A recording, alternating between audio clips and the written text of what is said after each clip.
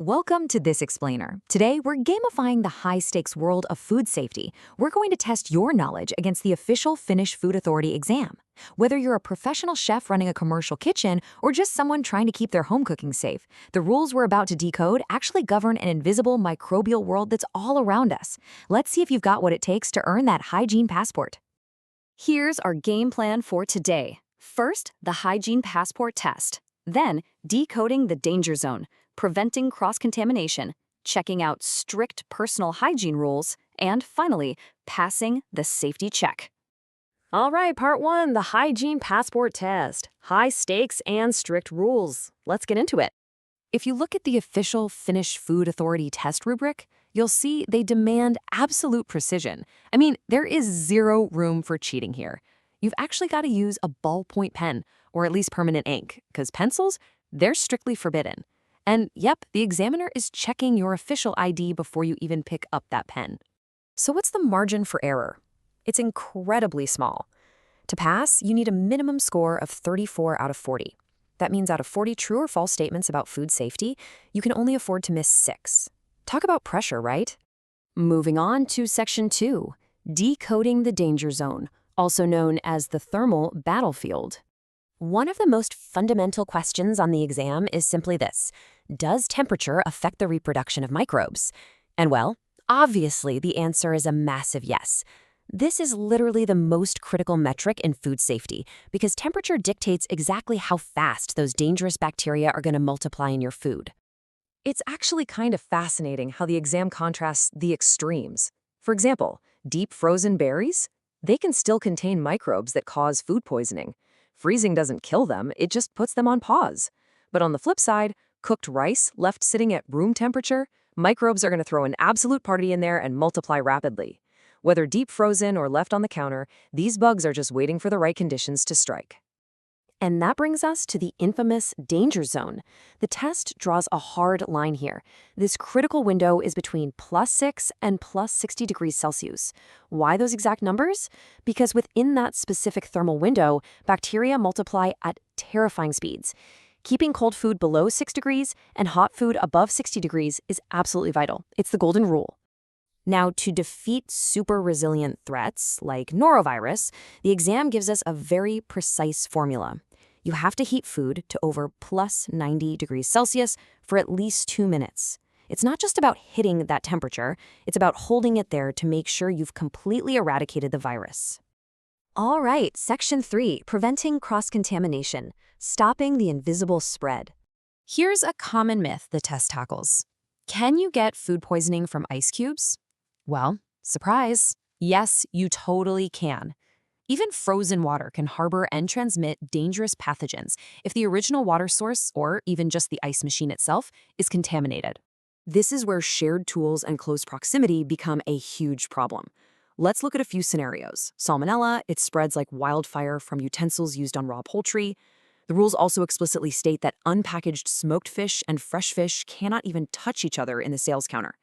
And, as you probably guessed, a dirty ice cream scoop is a one-way ticket to introducing harmful microbes straight into your dessert.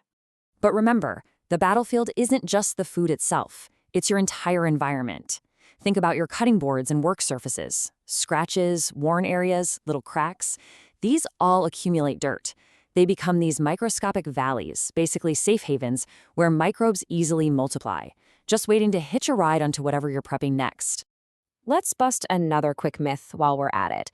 Just because something is sealed tight in a vacuum package does not mean it's inherently safe from invisible threats.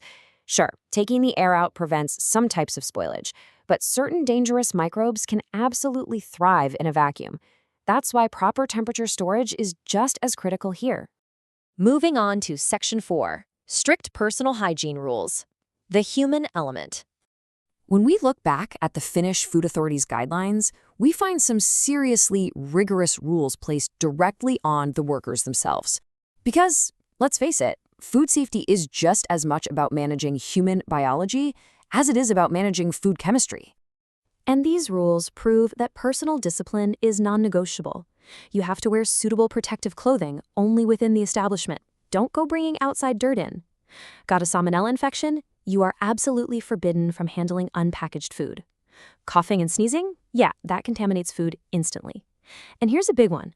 Disposable gloves only reduce risk when used properly. They aren't some magical force field if you're touching dirty surfaces with them. There's also this really brilliant, often overlooked procedural step. Does it actually matter if you close a water tap with your bare hand after washing? Oh, it absolutely matters. If you touch that top with your clean, bare hand, you've instantly recontaminated yourself with whatever was on your hand when you first turned it on. You've got to use a disposable paper towel. Finally, Section 5, passing the safety check, the final audit. So hygiene isn't just a one-time event or some annual spring cleaning task. A food establishment must be cleaned regularly, strictly following a documented cleaning plan. But honestly, a plan isn't enough on its own. That cleanliness has to be monitored continuously to keep pests and pathogens out day after day. The exam also throws in these tricky absolutes to see if you're paying attention. For instance, when food is heated in a microwave or treated with a preservative, are all microbes destroyed? No way. Neither of those are magic wands. They are great hurdle technologies, but they definitely don't grant your food invincibility. And what about your habits at home? Think about this one. Can you eat slightly moldy jam if you just scrape off the top layer? The answer is a hard false. Scraping off the visible mold doesn't make it safe. Those invisible, microscopic roots and the toxins they produce run much, much deeper into that jar than you can see. Ultimately, the legal liability falls right on the operator. It's the food industry operator's absolute responsibility to ensure that all employees who are required to have a hygiene passport actually have one. It is literally their job to guarantee every single worker has proven their mastery of these 40 exact rules. As we wrap up this explainer, I want to leave you with this final thought. We've decoded the infamous danger zone between +6 and +60 degrees Celsius, and we've analyzed some incredibly strict contamination protocols. So the next time you leave leftovers sitting out on the counter or go to turn off a sink tap with bare hands, ask yourself, are your daily kitchen habits keeping you safe, or are you unwittingly inviting microbes to dinner? Thanks for hanging out with me on this deep dive, and stay safe out there.